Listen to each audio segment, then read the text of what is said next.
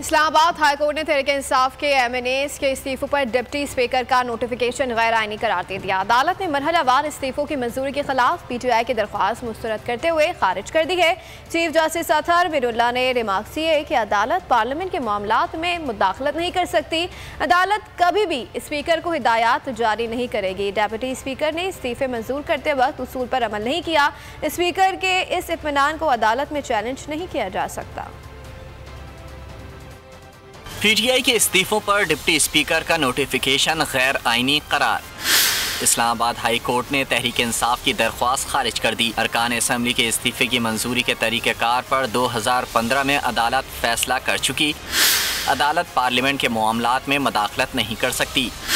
ये अदालत कभी भी स्पीकर को हिदायत जारी नहीं करेगी। Chief justice Islamabad high court ने ये रिमार्क्स तहरीक इंसाफ की मरहलावार इस्तीफों की मंजूरी के खिलाफ दरख्वास्त पर दिए।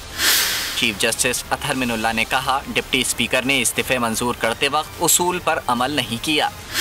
डिप्टी स्पीकर एक एक रुकन को बुलाते, अलग बिठाकर पूछते। तहरीक इंसाफ के वकील फैसल चौधरी ने मौक़िफ़ इख्तियार किया, अगर मंजूर करने हैं तो 123 इस्तीफे इकट्ठे मंजूर करें। उस पर चीफ जस्टिस अतहर मिनुल्लाह ने रिमार्क्स दिए कि स्पीकर ने 11 अरकान के इस्तीफे अपनी तसल्ली करके ही कबूल किए होंगे। स्पीकर के इस इत्मीनान को अदालत में चैलेंज नहीं किया जा सकता। पार्टी से कहें कि एक एक रुकन को स्पीकर के पास भेजें, जिसके बाद तहरीक इंसाफ की दरख्वास्त मुस्तरद करके खारिज कर दी गई। एक बार फिर नंबर 1 सब्सक्राइब करें और बेल दबाएं ताकि कोई खबर रह न जाए।